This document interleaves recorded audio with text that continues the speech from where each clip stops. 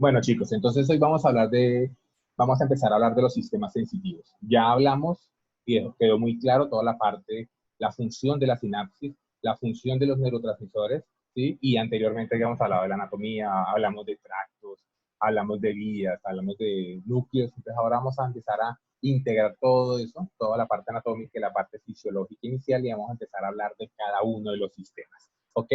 Entonces esos sistemas, el primero de los sistemas es el sensitivo, lo que se llama el sistema somático o el sistema sensitivo. Ese sistema sensitivo es un sistema múltiple. Hoy vamos a hablar del sistema somatosensorial, obviamente, pero también vamos a hablar del visual, vamos a hablar del auditivo, vamos a hablar del olfatorio, que son todos sistemas que meten información al sistema nervioso central, ¿ok? Esos son los sistemas sensitivos.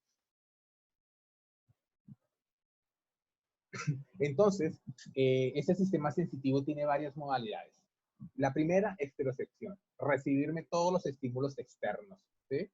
Toda la luz que entra por mis ojos, las ondas de ruido que entran por los oídos, la sensación en la piel, ¿cierto? Todo eso, todo lo que me da información del mundo exterior es estereocepción, ¿de acuerdo? También hablamos de propiocepción, estímulos propios o estímulos provenientes de los músculos, los tendones, que me dan información de cómo están ubicadas cada una de mis partes del cuerpo.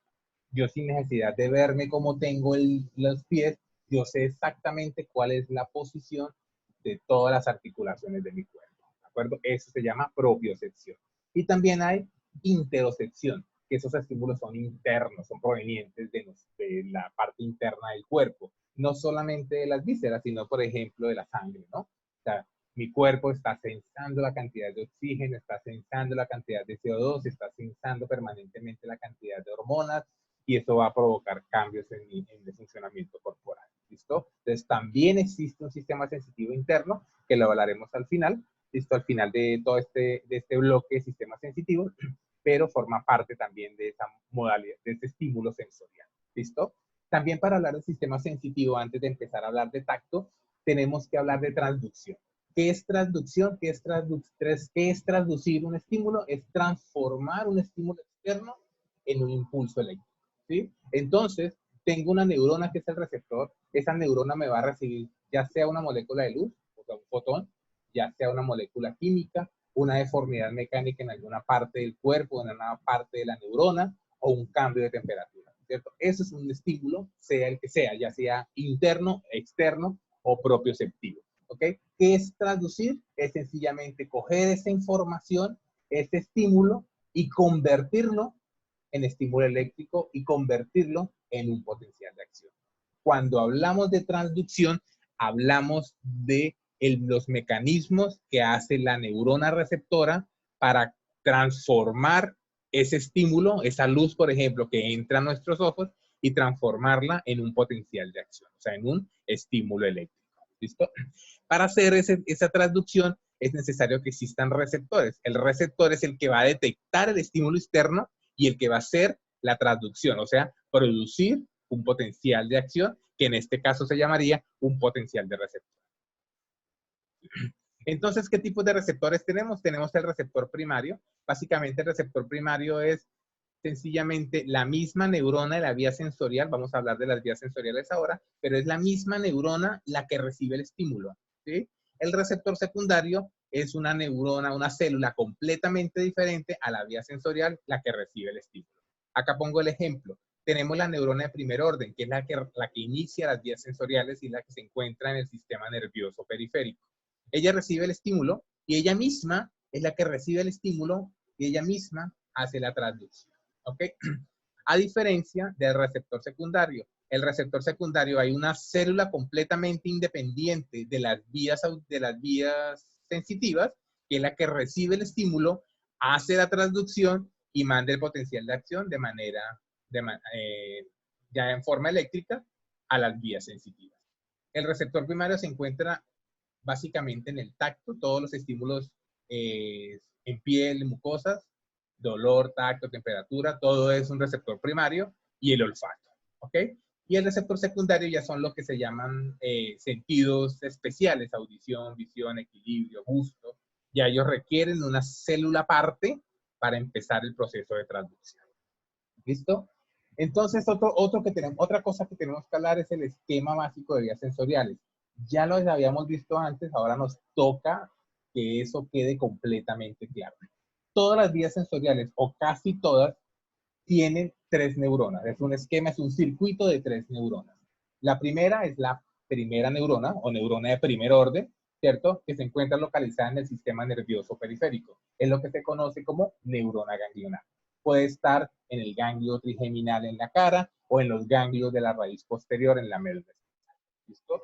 La segunda neurona se encuentra localizada en el sistema nervioso central, ya sea en la médula espinal o en el tallo cerebral. Ahí está la segunda neurona, la que recibe el impulso de la primera. ¿Listo? Se conoce como neurona nuclear. Y finalmente, la tercera neurona que se encuentra en el tálamo. El tálamo es el que recibe toda la información de afuera y la que la manda hacia la corteza cerebral. Esta tercera neurona es la neurona talámica. Acá vemos el esquema básico, vemos el receptor, ya sea primario o secundario, vemos la neurona de primer orden fuera del sistema nervioso central, ¿cierto? O sea, la neurona ganglionar, esa manda el axón hacia la neurona de segundo orden que se encuentra en el sistema nervioso central, ya sea en médula o en tallo cerebral, y eso manda la información a la neurona de tercer orden que está en el tálamo, y eso va a llegar finalmente a la corteza. Todos o casi todos los sistemas sensitivos tienen ese esquema. El esquema de 3 neuronas. Primera neurona por fuera, neurona ganglionar, segunda neurona nuclear, tercera neurona talámica. Y finalmente todo va a llevar a la corteza. Esto es en todos los sistemas sensoriales, excepto en 2. Primero, el olfatorio. En el olfatorio nos saltamos esta vía, este tálamo. No hay una neurona talámica. Y la segunda es el sistema visual, en la cual tanto la primera como la segunda neurona se encuentran fuera del sistema nervioso central. ¿Listo? Pero en general, todos los sistemas van a tener este esquema básico. Un poco diferente en algunos otros sistemas, pero va a conservar el mismo circuito. Entonces, ¿qué tipo de modalidad de estímulos? Pues hay muchísimos, ¿sí? Y cada uno tiene un tipo de receptor. Entonces, en la esterocepción, la percepción de estímulos externos, pues está el tacto, temperatura, dolor, visión, olfato y gusto, y audición y equilibrio. Cada uno tiene un tipo de receptor. Mecanoreceptores para los cambios mecánicos en la piel, termorreceptores, receptores de estímulos nocivos o nociceptores de daño, ¿cierto? De dolor, fotorreceptores, quimioreceptores y mecanoreceptores. Cada vez que hablemos de uno de los sistemas, vamos a hablar de esos receptores. La interocepción también tiene receptores de cambios osmóticos, receptores de químicos y tóxicos, receptores viscerales de dolor y los receptores propioceptivos que se encuentran en los músculos y en los tendones. ¿Ok? En esta clase vamos a hablar del sistema somatosensitivo, que básicamente es tacto y dolor. ¿Listo? Ese sistema somatosensorial, ya cuando hablamos de sistema somatosensorial, hablo de las 3 modalidades: tacto, propiocepción y dolor y temperatura. Cada una de esas modalidades tiene una vía diferente. Tenemos la vía del cordón posterior, que la vamos a ver a continuación, que es la que manda la información tacto y propiocepción consciente, o sea, tálamo y corteza. Yo soy consciente de lo que me están tocando, ¿cierto? Y yo puedo explicar o decir qué es lo que está pasando en mi piel, dónde me están tocando, qué es lo que me está tocando, a dónde, desde dónde y cómo se mueve el estímulo en la piel, por ejemplo. También tenemos una vía que es la vía espinocerebelosa, que es una vía inconsciente, ¿sí? Que manda la información a un órgano que es el cerebelo, que es el encargado de coordinar los movimientos. Entonces yo necesito saber cómo están mis extremidades, cómo están mis articulaciones, ¿cierto? Para poder controlar y coordinar el movimiento. Y finalmente una vía anterolateral, que es la encargada de transmitir el dolor y la temperatura. Vamos a hablar de cada una de ellas. ¿Listo? Dentro de ese sistema somatosensorial tenemos varios tipos de estímulos, ¿sí? El tacto ligero, que es sencillamente rozar el dedo con la piel, tú sientes que está pasando, que te están tocando la piel, sientes si ese estímulo que es suave lo empieza a presionar, ya sabes que está haciendo, uno puede identificar, son receptores diferentes los que se activan, que empiece a vibrar el área, que se estiren los tejidos, que haya movimiento del pelo y lo que se conoce como el tacto erótico, que es básicamente como las cosquillas que aparecen en algunas partes del cuerpo, que es diferente, la percepción es diferente. Y eso, todo eso se conoce como sensibilidad superficial. Todo esto, tacto, presión, vibración, estiramiento, movimiento del tallo piloso y tacto erótico es lo que se conoce como sensibilidad superficial. Esa sensibilidad superficial es recibida por mecanorreceptores. Los mecanorreceptores se pueden localizar, son receptores neuronales que se encuentran ya sea superficialmente en la piel, bien a nivel cutáneo, o subcutáneo, que serían un poco más profundos, y también se encuentran asociados a nexos cutáneos, principalmente al tallo del pelo. ¿Sí? Entonces tenemos mecanorreceptores superficiales, mecanorreceptores profundos y mecanorreceptores asociados a nexos cutáneos. Los superficiales son dos, lo han hablado ustedes en histología cuando hablaron en piel, el corpúsculo de Meissner y el disco de Merkel.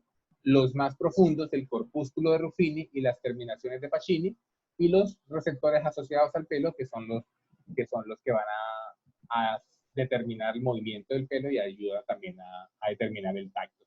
Quizá en nosotros muy poco útil, pero por ejemplo para los animales es muy útil. Los gatos, los perros, sus bigoticos ayudan a darle información del medio externo. ¿Cómo se traduce el estímulo? ¿Sí? O sea, ¿qué es lo que pasa? Cuando yo hablo de tacto, hablo de un cambio, una deformidad, ya sea poquita o ya sea mucha, ya sea transitoria o ya sea permanente, de los tejidos de la piel y las mucosas. Básicamente eso. ¿Sí? El tacto se da, el estímulo del tacto se da por cambios mecánicos, es un estímulo mecánico que me provoca estiramiento de la piel y el tejido subcutáneo. ¿Listo? ¿Eso que puede provocar a nivel microscópico? Puede provocar que la membrana neuronal se estire, ¿cierto? Que se estiren las fibras de colágeno que están rodeando el tejido conectivo o que aumente la presión en el espacio extracelular. Cualquiera de esas tres cosas van a provocar una modificación mecánica y estructural de unos canales. Acá vamos a ver los ejemplos. ¿Qué pasa si estiramos? Tenemos un canal que está cerrado, ¿cierto? Y el estímulo, la presión en la piel hace que la membrana celular se estire. Al estirarse, me abre el canal y permite el paso de iones positivos, de cationes. ¿Listo? Y eso me despolariza la célula. ¿Okay? Ese es un mecanismo de transducción en los mecanorreceptores. ¿Qué otra cosa? Está el canal permanentemente abierto, pero hay una presión externa. Al hacer presión sobre un tejido, se aumenta la presión en el espacio extracelular y eso me mete a las malas por presión iones positivos, despolarizando la célula. Entonces, otra manera de hacer traducción en el tacto, ¿sí? O estirando la membrana y abriendo las malas un canal, o metiendo a presión los iones que más predominan en el espacio extracelular, que son los positivos, o en esta otra está las fibras de colágeno, hay unos portones, unas puertas inactivas, y sencillamente al estirar el colágeno, levanta, abre esa puerta de manera mecánica, es un estímulo mecánico, me abre y abre el canal. Entonces, esas son las tres maneras por las cuales yo puedo abrir canales, permitir ingreso de iones de sodio, iones de calcio y despolarizar la célula. Eso es la forma de transducir el estímulo mecánico y convertirlo en un estímulo eléctrico. ¿Listo? Ya acá vemos entonces la localización, acá vemos la epidermis, ¿sí? Vemos la dermis, vemos la capa basal de la epidermis, ¿cierto? Y vemos acá los receptores superficiales, que son dos: el corpúsculo de Meissner y el disco de Merkel, ¿sí? El corpúsculo de Meissner en las crestas, en las papilas, en las crestas, y acá el Merkel en las partes más profundas, ¿listo? Y tenemos en la dermis los receptores profundos, los mecanorreceptores profundos, el corpúsculo de Ruffini y los corpúsculos de Pacini, ¿ok? Entonces, todo esto están ubicados ya sea en piel o en mucosas. Acá vemos otro ejemplo, en la cual vemos los discos de Merkel en la unión de la epidermis con la dermis, el corpúsculo de Meissner también cerca a la unión dermoepidérmica, y los profundos como el de Pacini y el de Ruffini. Esta es una foto vieja, este corpúsculo es sencillamente una modificación del de Meissner y ya no está descrito como un como un mecanorreceptor individual. ¿Listo? Entonces hablemos de los mecanorreceptores superficiales. Ellos se encuentran en la unión entre la epidermis y la dermis. ¿Ok? Cuando hablamos de mecanorreceptores, pues vamos a dar cuenta que hay de dos tipos. Los receptores encapsulados y los receptores no encapsulados. ¿Cuál es la diferencia? El receptor no encapsulado es sencillamente una terminación nerviosa directa, un axón que termina directamente en el tejido, ¿sí? A diferencia de los receptores encapsulados, en las cuales está el axón y la parte final del axón tiene una cantidad, una estructura hecha por lo general de mielina y de células de Schwann que hacen que se proteja y ayude a su función, ¿sí? Es como una especie de esponja que recibe la información de las deformidades en el tejido. Entonces tenemos receptores encapsulados, que sería el corpúsculo de Meissner, los superficiales, y el disco de Merkel, que es el no encapsulado. ¿Cuál es la diferencia entre ellos? Los corpúsculos encapsulados, en general todos, son de rápida adaptación. ¿Qué significa eso? Van a ser sensibles a los cambios, más no al estímulo permanente. Me explico. Si yo me toco, ¿cierto? Inmediatamente el corpúsculo de Meissner se va a deformar, él va a mandar la información, pero si el estímulo sigue en la misma intensidad, si yo lo sigo presionando y no modifico, él deja de mandar información, ¿ok? O sea, se apaga. O sea, él sencillamente capta el cambio, la deformidad en la piel, e inmediatamente, si no hay cambios en ese estímulo, él se queda quieto. Lo que pasa cuando nos ponemos la ropa. Nos ponemos la ropa, nuestra piel siente que nos ponemos la ropa y poco a poco nos vamos olvidando de que tenemos ropa puesta, porque sencillamente el corpúsculo ya se adaptó a ese estímulo. ¿Listo? Más frecuente principalmente en la piel glabra, que es la piel sin pelo, en los labios y en la yema de los dedos, y es la que sirve para el tacto discriminativo. ¿Listo? O sea, me va a ayudar a identificar la localización. Si algo, por ejemplo, yo tengo la ropa, pero sentí una roquita o sentí que algo me picó, pues yo inmediatamente me busco, ¿sí? Porque ya estaba adaptado, pero hubo un cambio en el estímulo. Eso significa rápida adaptación, ¿ok?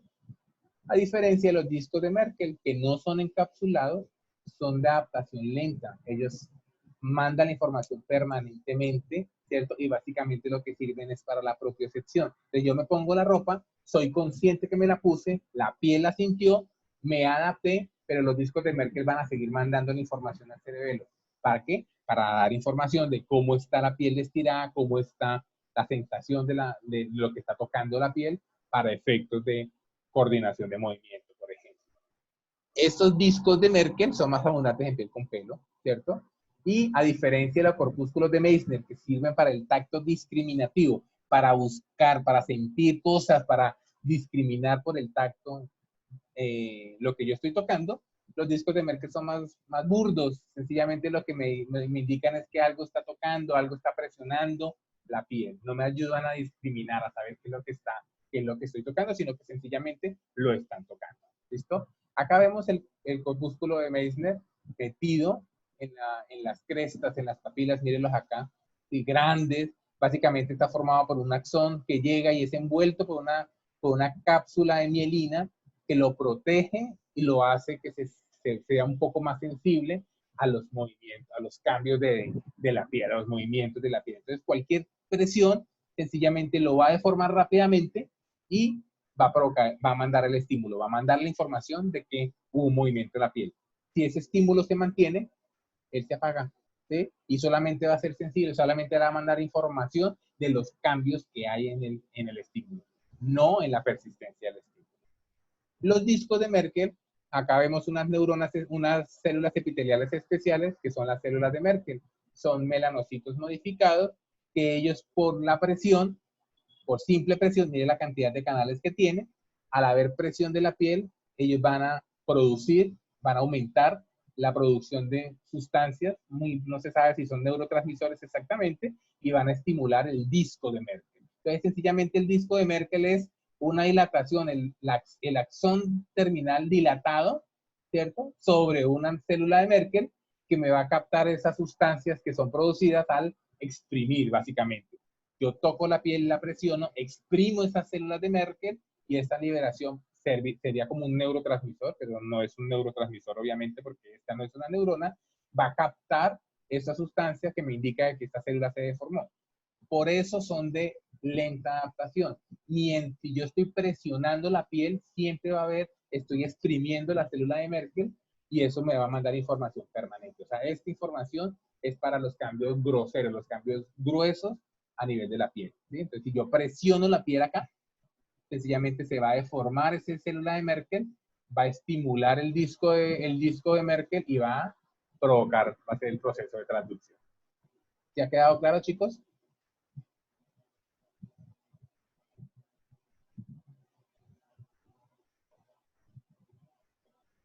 Ok, perfecto.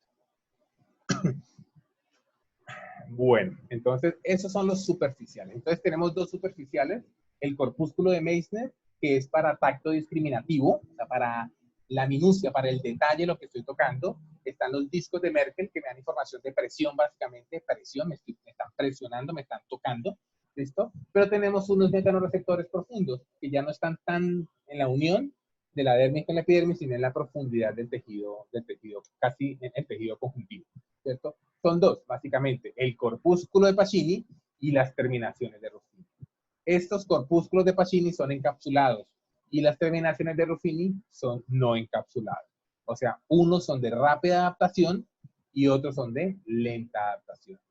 Estos corpúsculos de Pacini no sirven para el tacto discriminativo porque están muy profundos, pero sí son sensibles, por ejemplo, a la vibración, ¿sí? Entonces, si hay algo que esté vibrando en la piel, me va a detectar el estímulo de vibración y va a ayudar a mandar la información. O sea, me va a dar la información precisa de qué tanto vibra. ¿Y cómo puede vibrar la piel? No solamente con el celular, por ejemplo.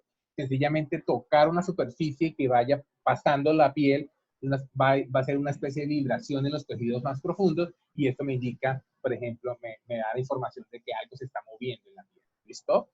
Y las terminaciones de Ruffini son de lenta adaptación y ellos están más despegados, detectan estiramiento y deformidad de tejido. O sea, cuando la presión no es tan superficial, sino es una presión mucho más fuerte en la piel, ya no solamente se deforma la epidermis, sino se deforma el tejido conjuntivo por debajo de la epidermis y eso es lo que va a activar las terminaciones de Ruffini. Acá tenemos, mire la piel, mire la unión epidérmica, corrijo, mire la unión epidérmica, dérmica y epidérmica. ¿Sí? Acá estarían los discos de Merkel y las terminaciones de los discos de Merkel, los corpúsculos de Meissner, y acá tendríamos el de Pacini, grande en el tejido más profundo. ¿Sí? Igualmente es un axón que llega, un solo axón envuelto en vainas de mielina. ¿Sí? Ellos me van a percibir la vibración. ¿Sí? Están lejísimos de la piel, están en el tejido profundo, entonces ellos van a captar los cambios de movimiento, de tacto profundo, de tacto fuerte y obviamente como son de rápida adaptación, lo que me van a básicamente a percibir son cambios de vibración. Señora. La gatonomía. ¿A qué? No te escuché. Aló, se cayó. Bueno, ok. Sigo entonces. Tenemos entonces que son mucho más profundos y son sensibles a la vibración, ¿ok? Y son de rápida adaptación.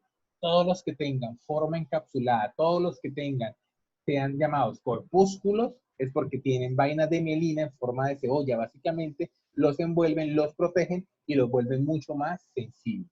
¿Listo? Y tenemos las terminaciones de Ruffini, básicamente son axones nerviosos que se enrollan a una fibra de colágeno. ¿Listo? Entonces, se enrollan en una fibra de colágeno y van a captar los cambios de estiramiento de esa fibra de colágeno. Hacen lo mismo que los discos de Merkel en la superficie, a este nivel, pero lo hacen a nivel mucho más profundo. Por esa razón son de lenta adaptación. Mientras el tejido esté deformado, ellos van a mandar la información táctil. ¿De acuerdo? Tenemos otros mecanorreceptores que son los receptores pilosos, básicamente son nervios envueltos, tengo la foto, nervios envueltos, terminaciones nerviosas que envuelven el tallo, en la base del tallo del pelo y detectan el movimiento del pelo. Muy poco útil para nuestra mecanorrecepción, pero pues sirve, ayuda de cierta manera. Y también tenemos las terminaciones nerviosas libres, que básicamente ellas, vamos a verlas después, captan temperatura y dolor, pero también pueden tener alguna función de mecanorrecepción. ¿Listo? Acá es un resumen. Tenemos los 4 mecanorreceptores en la piel, su localización, los 2 superficiales, los 2 profundos. Mira la diferencia, uno sirve para tacto discriminativo, el otro para tacto grueso y presión, el Ruffini, qué pena, aquí me equivoqué, estiramiento y presión, y el Pacini, vibración. Mira que la mielina está presente básicamente en los encapsulados, y la adaptación es lenta en los no encapsulados, o sea, mientras haya estímulo, va a mandar información. ¿Listo? Mientras que los encapsulados se adaptan rápidamente, solamente mandan el estímulo si hay un cambio, mandan la información si hay un cambio en el estímulo. ¿Okay? Esta última fila es para informar acerca del campo receptivo. O sea, un disco de Merkel es el que menos campo receptivo tiene. O sea, es muy poco el área de piel que puede recibir cambios, a diferencia del corpúsculo de Pacini, que puede recibir información de cualquier parte. Si yo estimulo la punta del dedo gordo, los corpúsculos de Pacini del quinto dedo van a ser estimulados. Y, o sea, pueden recibir información de estímulos a nivel de toda la mano. ¿Listo? Entonces, esos son los mecanorreceptores. Ya vimos el proceso de transducción, ya vimos cuáles son los mecanorreceptores. Ahora vamos a hablar, ya habiendo hecho la transducción, qué es lo que pasa. Recordemos que hay 3 neuronas, una neurona de primer orden, que es la ganglionar, una neurona en el sistema nervioso central nuclear y otra talámica. ¿Listo? Entonces, hablemos de esa neurona de primer orden, la ganglionar. Se encuentra en el ganglio de la raíz posterior. O sea, ya la tenemos bastante clara. Esa neurona tiene 2 axones. Un axón periférico que se va a la piel, y el extremo modificado de ese axón es el que va a formar el mecanorreceptor, y un axón que se va hacia el sistema nervioso central, que entra a la médula y asciende por la médula por los tractos del cordón posterior, el grácil y el cuneiforme. ¿Listo? Entonces acá vemos, casi no se ve, bueno, la médula espinal, tenemos el asta posterior, el asta anterior, ¿cierto? Tenemos la raíz espinal y la raíz posterior del nervio espinal con su ganglio, ¿ok? Ese estímulo táctil viaja por estas fibras son las fibras A beta. Acá vemos las fibras nerviosas, recordemos un poco, se lo vimos en la primera clase, pero ahora vamos a volver a recordarla. Tenemos 3 tipos de fibras, las A, las B y las C. Las A se dividen en 4, A alfa, A beta, A gamma y A delta. Entre más arriba esté, entre más gruesa sea y entre más mielinizada sea, es más rápida. Las fibras tipo A alfa son para la conducción motora. Son súper rápidas, viajan hasta 120 metros por segundo. ¿Okay? Las fibras A beta son las mecanoreceptoras, las mecanosensitivas, las que mandan información de tacto, presión y vibración. Son un poquito más lentas, un poquito menos gruesas, ¿listo? Y también son mielinizadas. Tenemos las fibras tipo gamma, que son un poco más lentas, son las que mandan la información propioceptiva, y las fibras tipo A, delta y fibras tipo C, que básicamente son las del dolor. En el caso de la mecanorecepción, de todo el estímulo tacto, vibración, está conducido por fibras tipo A, beta. ¿Okay? Acá tenemos la neurona de primer orden. Ella manda un axón hacia la piel, que es donde está el receptor, el que va a recibir el estímulo, ya sea el corpúsculo de Pacini, el corpúsculo de las terminaciones de Ruffini, lo que sea, recibe la información, llega por la raíz posterior, y ella tiene un axón que manda hacia la médula espinal, entra por la sustancia, por el asta posterior, e inmediatamente manda el axón sin ningún tipo de cruce ni nada de interferencia hacia arriba, formando el tracto grácil y cuneiforme. O sea, toda la información de tacto y presión se va por los cordones posteriores sin ningún tipo de relevo. Sin embargo, cuando veamos motor, esta neurona mecanosensitiva va a hacer contacto también con interneuronas. Estas interneuronas van a ayudar a modular una cantidad de reflejos que todavía no la vamos a ver. Pero es importante que tengamos claro que esta neurona de primer orden, aparte de mandar la gran vía de tacto, que es por los cordones posteriores, también estimula unas interneuronas. ¿Listo? ¿Qué pasa después? Entonces, los tractos del cordón posterior se van por todos los cordones, por toda la médula en la parte posterior, formando el tracto grácil y el tracto cuneiforme. el tracto grácil lleva información mecanoreceptora de la mitad inferior del cuerpo, del ombligo para abajo, y el cuneiforme de la mitad superior del cuerpo. O sea, ambos sirven para lo mismo, pero reciben información de cada una de las partes del cuerpo. Y llegan y ascienden sin cruzarse hasta el bulbo raquídeo. Recuerden que en el bulbo raquídeo, en la cara posterior, tenemos los dos núcleos, el grácil y el cuneiforme.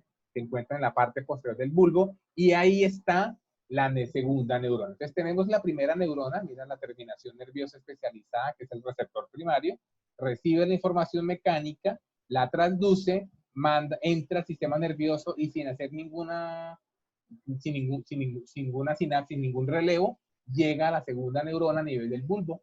A ese nivel ya hace sinapsis, hace el relevo y esa segunda neurona forma los axones, llega. Ahí a este nivel se cruza. Ya habiendo llegado al bulbo raquídeo, es el lemnisco medial, que son los axones de la segunda neurona, se cruzan para llegar a la tercera neurona, que es la neurona talámica. Esa neurona se encuentra en un núcleo especial, el núcleo ventral posterolateral del tálamo. Y de ahí llega a la corteza. Entonces, esta es la vía del tacto y presión del tronco y las extremidades. Primera neurona en el ganglio de la raíz dorsal, que asciende por la médula, por el tracto grácil y cuneiforme, llega a la segunda neurona en el núcleo grácil y cuneiforme del bulbo raquídeo, forman el lemnisco medial, ahí se cruza, llega al tálamo y de ahí pasa a la corteza. ¿Listo? ¿Claro hasta ahí, muchachos?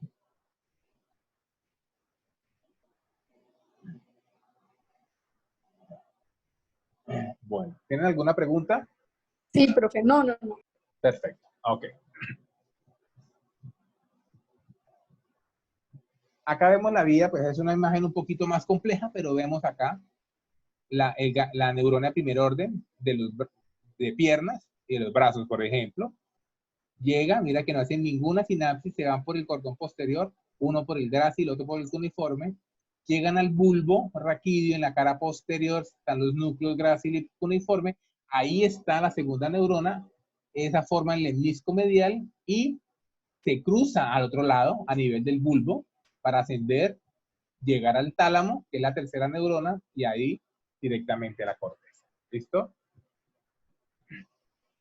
Eso es, todo esto que hemos hablado es del cuerpo, del cuello para abajo. ¿Listo? Los estímulos táctiles de la cara tienen el mismo esquema, pero son mucho más cortos y obviamente en estructuras diferentes. Ya en este caso, acá vemos, ya sabiendo que son estímulos, por ejemplo, el tacto en la cara, lo recibe la neurona y la primera neurona se encuentra en el ganglio trigeminal o ganglio de Gasser, ganglio del quinto páramo. ¿Listo? Ese está por fuera, forma parte del sistema nervioso periférico. Llega ese axón de la primera neurona, entra y viaja hacia el núcleo principal del trigémino.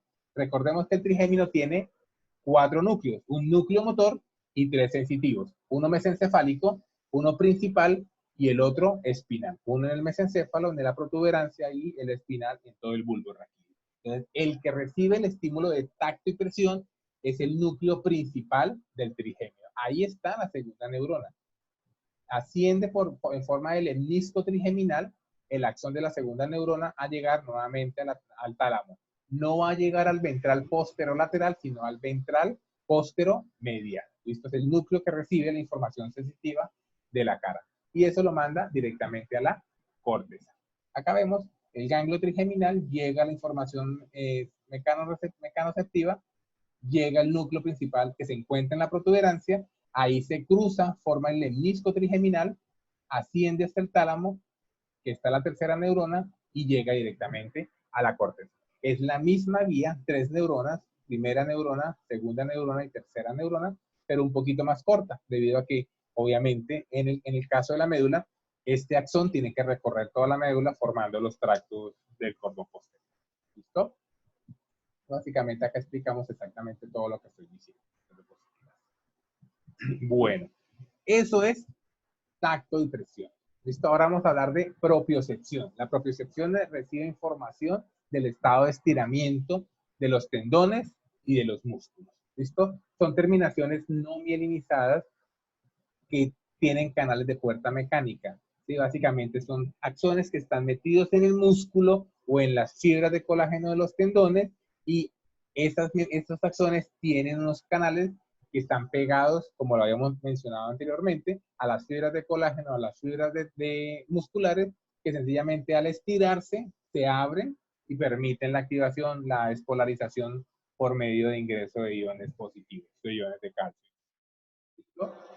Hay dos tipos de receptores propioceptivos. El uso muscular, que se encuentra en el músculo y lo que me mide es qué tan largo está la longitud del músculo, y el órgano tendinoso de Golgi, que me mide básicamente la tensión en los tendones, qué tan tensionados están los tendones. Acá vemos los dos, está el músculo esquelético. Dentro del músculo esquelético tenemos un paquete de fibras musculares completamente aisladas dentro de una especie de como de cápsula de tejido conectivo en toda la mitad del músculo, y ahí llega el axón y se enrolla en esas fibras musculares intrafusales o metidas en este paquete, ¿sí? Entonces ellas se van a activar cuando el músculo se estira o se contrae. Eso me manda información por medio de este grupo de axones sensitivos que son los 1A. Vamos a omitir esto por el momento. ¿Listo? Entonces, este es el uso muscular. Básicamente un axón que envuelve una fibra muscular y me va a captar qué tan estirado está la fibra muscular, el músculo como tal. ¿Listo? Y acá tenemos el otro órgano propioceptivo, que es el órgano tendinoso de Golgi. También es un axón que llega pero se mezcla con las fibras de colágeno. Y lo que me va a medir, lo que me va a sensar básicamente es la tensión en el colágeno en los tendones. ¿Listo? Entonces son dos. Uno me va a mirar longitud del músculo, contracción del músculo, y la otra me va a mirar tensión en los tendones. Y eso me va a indicar si el músculo está contraído, está estirado, está tensionado, está haciendo fuerza o está relajado. Esa información va a llegar igualmente a la neurona de primer orden, que siempre va a ser la misma y está en la neurona ganglionar. En la información de tronco y extremidades se encuentran en el ganglio de la raíz posterior.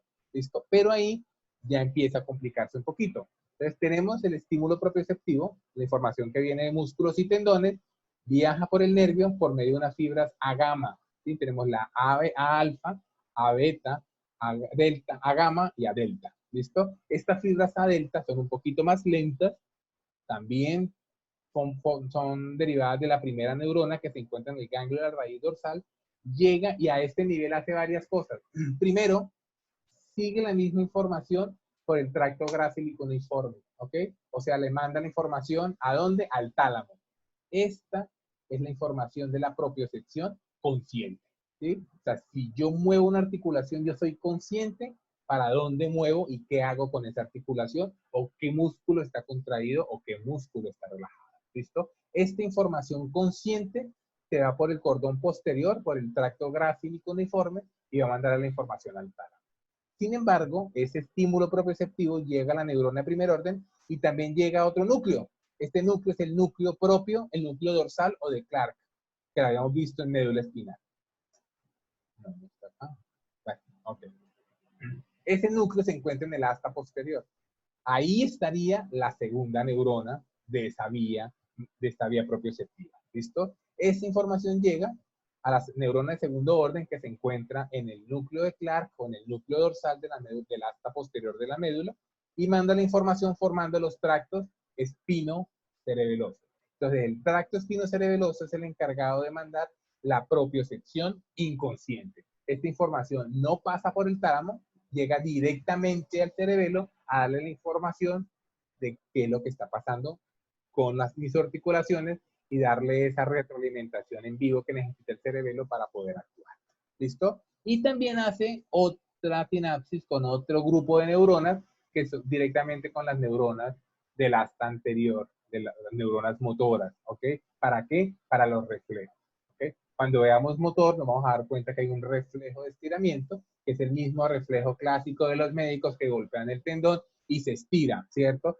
Ese reflejo es causado por esta sinapsis. ¿Sí? Este estímulo, el estiramiento del tendón, súbito del tendón, va a provocar la estimulación de esta neurona, provocando la contracción muscular. Eso lo veremos cuando veamos muscular. ¿Listo? Y lo que quiero que entiendan es que ya la vía propioceptiva se divide en tres. Una, consciente por medio de las vías del cordón posterior, otra inconsciente por medio de los tractos espinocerebelosos y una, obviamente, a formar los reflejos. También vemos acá la conexión con las interneuronas. Todas las vías se conectan con interneuronas. Y ahora vamos a dar cuenta, cuando hablemos de dolor, la importancia de esas interneuronas.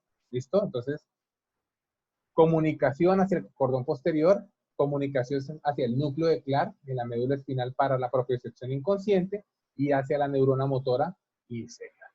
Claro, hasta ahí, muchachos, ¿cierto? Esas están conducidas por las fibras a delta. A gamma, correcto.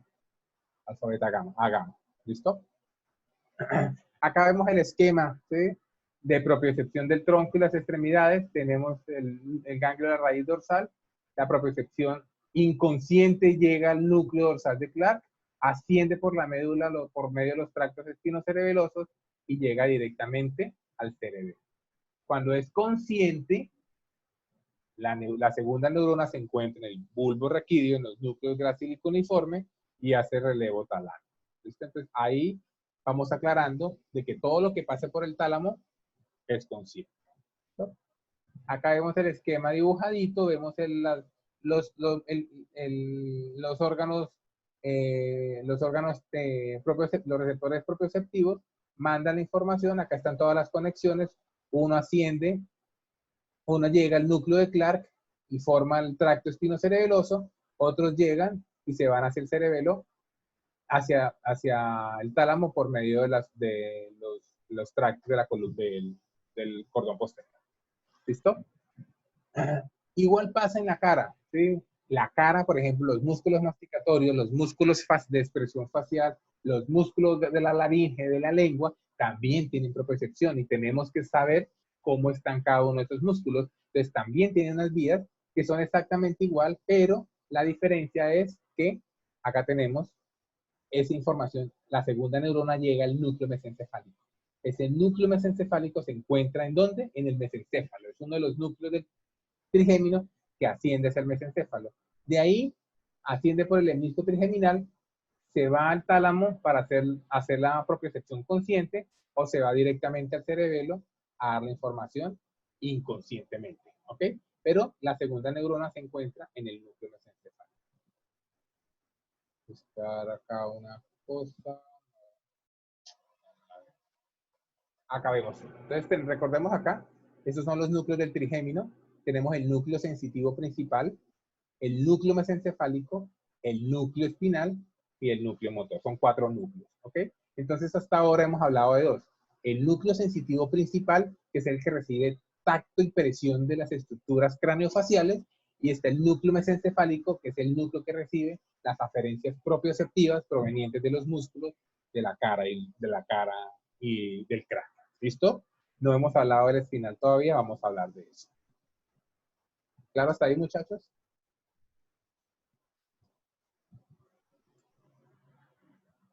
Bueno, entonces toda esa información finalmente pasa por el tálamo y el tálamo la va a mandar a la corteza. Es la corteza sensitiva primaria la que va a recibir de manera directa toda esa información. ¿Dónde está localizada? Está localizada en las áreas de Brodmann 1, 2 y 3. 3A y 3B. Eso es lo que se conoce como corteza sensitiva primaria y se encuentra en el giro poscentral.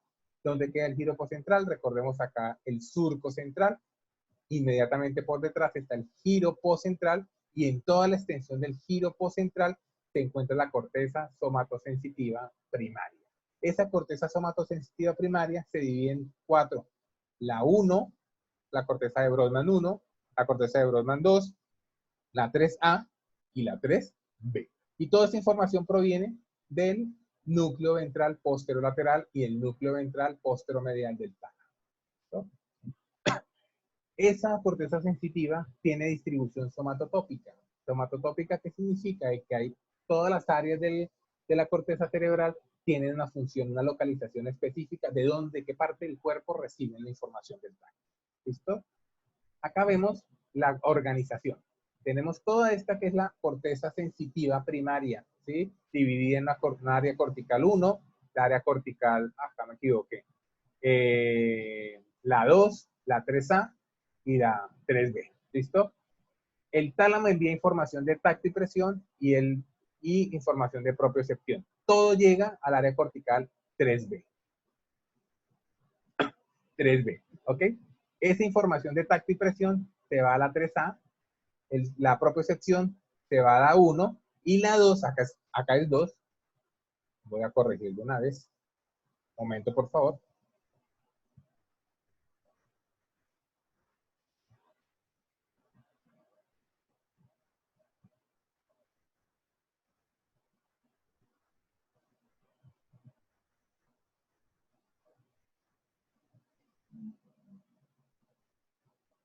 Acá entonces, la 3B recibe toda la información, ya sea de tacto-presión o ya sea propioceptiva.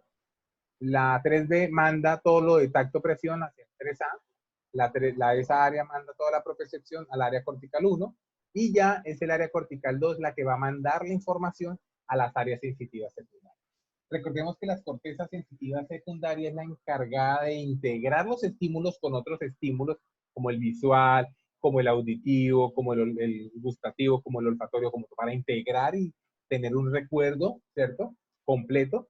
Y donde va a quedar el recuerdo de lo que yo toco. O sea, si yo cojo por primera vez una moneda, pues yo ya voy a saber en un futuro cuál va a ser el tacto de esa moneda y la puedo saber que estoy cogiendo una moneda e inclusive puedo saber si es una moneda de 500, una moneda de 1000 o una moneda de 50 pesos solamente con el tacto sin mirarlo, ¿cierto? Esa información, esa memoria también va a las áreas sensitivas secundarias.